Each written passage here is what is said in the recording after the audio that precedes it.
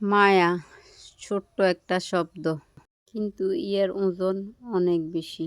মানুষ যখন কারো মায়া পড়ে, সে শুধু একজন মানুষকে ভালোবাসে না, তার হাসি আর সুন্দর কথা, অভ্যাস, তার উপস্থিতি। ঘুম ভাঙার পর প্রথম চিন্তা, রাতে ঘুমানোর পর পর্যন্ত সেই চিন্তা কিছুতেই শেষ থাকে। তো জীবন সবসময় গল্পের মতো হয় না। যাকে নিজের পৃথিবী ভেবেছিলাম, একদিন সে দূরে চলে যায়। কোনো ঝগড়া হয়নি, হয়তো কোনো বড় কারণও ছিল না, তবুও দূরত্ব তৈরি হয়েছে। তখন বুঝতে পারি, ভালোবাসা হারানোর চেয়েও মায়া কাটানো অনেক বড় কঠিন। কারণ ভালোবাসা কখনো কখনো শেষ হয়ে যায়, কিন্তু মায়া থেকে যায়। তার পুরানো মেসেজগুলো, একসাথে কাটানো সময়গুলো, তার কণ্ঠস্বর, দেওয়া ছোট ছোট স্মৃতি, সব কিছু বারবার মনে পড়ে। মন চায় ভুলে যেতে, কিন্তু হৃদয় ভুলতে দেয় না। প্রতিদিন নিজেকে বুঝাই, সে আর আসবে না, সে আর আমার নয়।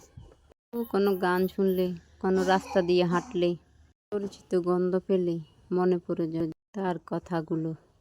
সবচেয়ে বেশি কষ্ট তখনই হয়, আমি এখনও তার জন্য অপেক্ষা করি, অথচ সে অনেক দূরে চলে গেছে।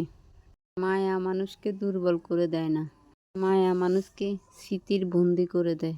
যার জন্য একসময় সব করতে পারতাম, আর সে আমার জীবনে নেই।